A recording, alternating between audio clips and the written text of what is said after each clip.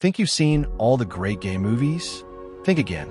Trust me, you've probably never heard of these game movies, but they're some of the most beautiful stories you'll ever watch. And some of these films are available on Prime Video.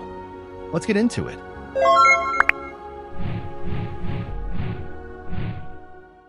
In the world of football, you're taught to be strong, focused, unstoppable.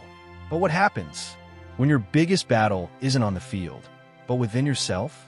Delantero tells the story of a young, rising football star, a striker with talent, ambition, and a future that seems unstoppable.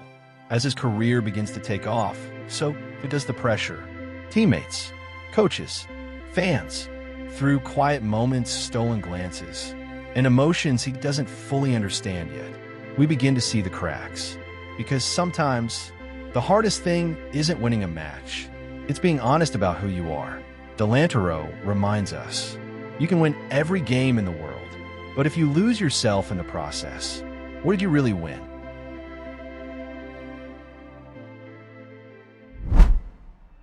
Some loves never truly fade. No matter how much time passes, no matter how far you run, they stay with you. Les Ailes' Collées is a story about first love, the kind that changes you forever, and the kind the world refuses to accept. We begin on what should be the happiest day of Paul's life, his wedding day. Everything is perfect, planned, safe, until suddenly, the past walks back into the room. Joseph, the boy he once loved, the boy he lost, the boy he never truly forgot. And just like that, everything starts to unravel. Because one look, one moment, is enough to bring back a lifetime of memories. It's not just about first love. Les Ailes' Collées doesn't rush its story. It lingers in silence, in glances, in the weight of what was lost.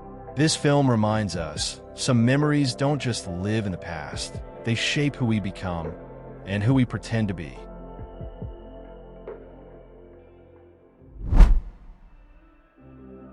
Sometimes the most unexpected summers change your life forever. Pihalla is a coming-of-age story. Messy, honest, and painfully real. It's about growing up, making mistakes, and discovering parts of yourself you didn't even know existed. We meet Miku, 17, shy, awkward, and completely unsure of who he is. At home, nothing feels stable. A chaotic family, constant tension, and a life that never quite makes sense. That's where everything begins. Because in this silence, far from the noise of his everyday life, he meets Elias. Elias is everything Miku is not. Confident, bold, unapologetically himself. The kind of person who doesn't ask for permission to exist.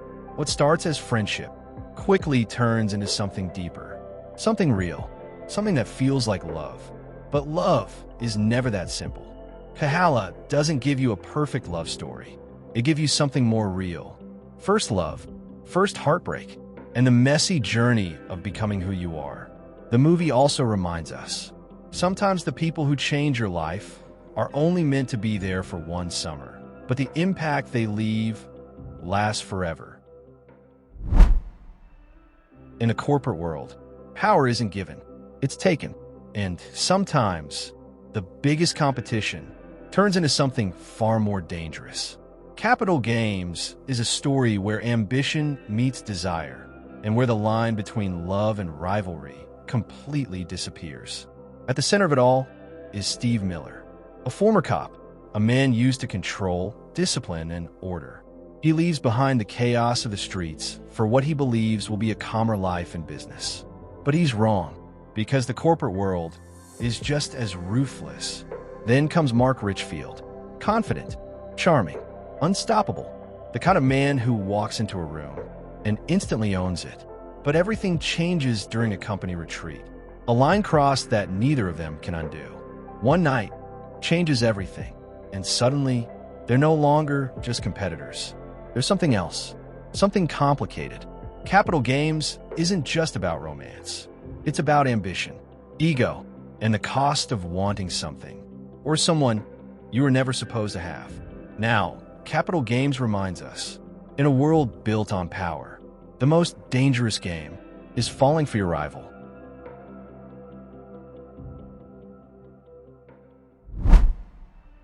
Some people grow up slowly, with time, with guidance, with love. And then, there are those who are forced to grow up overnight. Socrates is not just a story. It's a survival, a harsh, unfiltered look at what happens when the world leaves you with nothing and expects you to keep going anyway. After his mother's sudden death, Socrates, a 15-year-old living on the margins of Sao Paulo's coast, must survive on his own. As he faces isolation because of his sexuality, his search for a decent, worthy life reaches a breaking point. The film features a central, hesitant romantic storyline between Socrates and Mycon, a young man he meets while working at a junkyard. The relationship begins with conflict before becoming intimate, with their scenes showcasing the fear and insecurity of loving someone in a repressed, toxic environment. The film portrays the realities of a gay teenager on the streets. Socrates reminds us, strength isn't always loud. Sometimes it's just the quiet decision to survive one more day.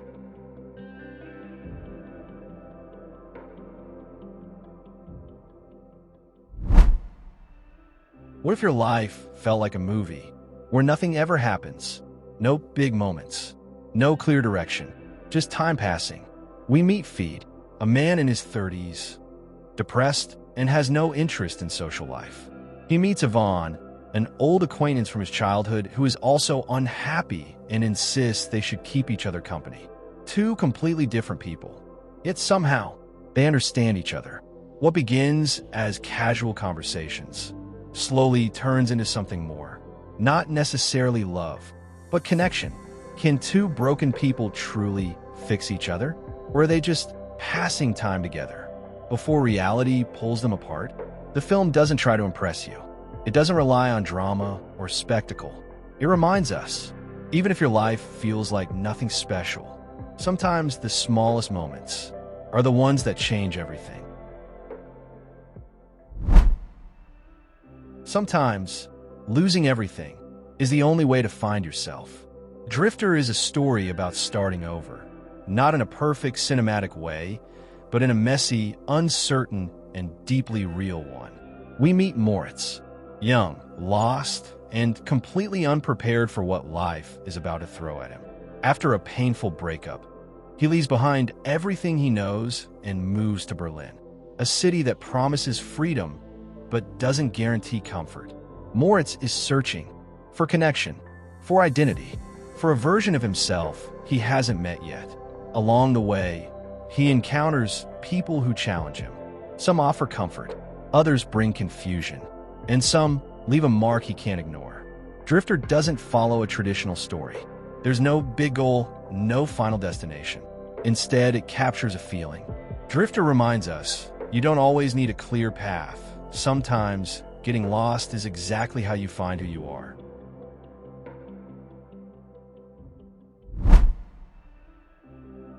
Some people are born into the world, and some people create their own. Breakfast on Pluto is not just a story, it's a journey. A magical, heartbreaking, and beautifully strange journey of soul that refuses to be anything but itself. We meet Patrick Kittenbraden, charming, fearless, unapologetically different.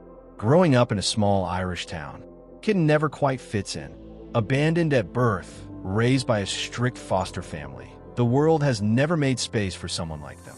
Dressed in bright colors, full of dreams, and an imagination that refuses to be dimmed, Kitten believes in something most people don't, that love and happiness are still possible. This is the 1970s, a time of political unrest where the shadow of the Troubles looms large. Breakfast on Pluto blends fantasy with reality, creating a story that feels both whimsical and painfully real. It reminds us that sometimes survival isn't about fighting, it's about staying soft in a world that tries to harden you.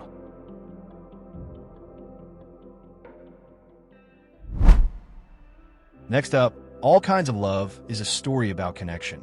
The kind that's messy, complicated, but undeniably real. We meet David, a quiet, thoughtful man, living a life that feels safe but incomplete.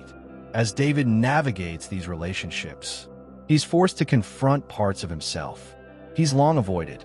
There's no single perfect romance here.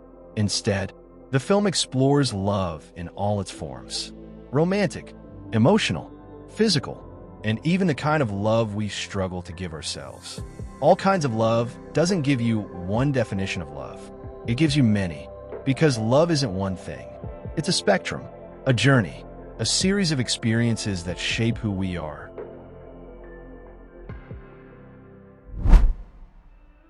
Perfection looks beautiful from the outside, but inside, it can destroy you.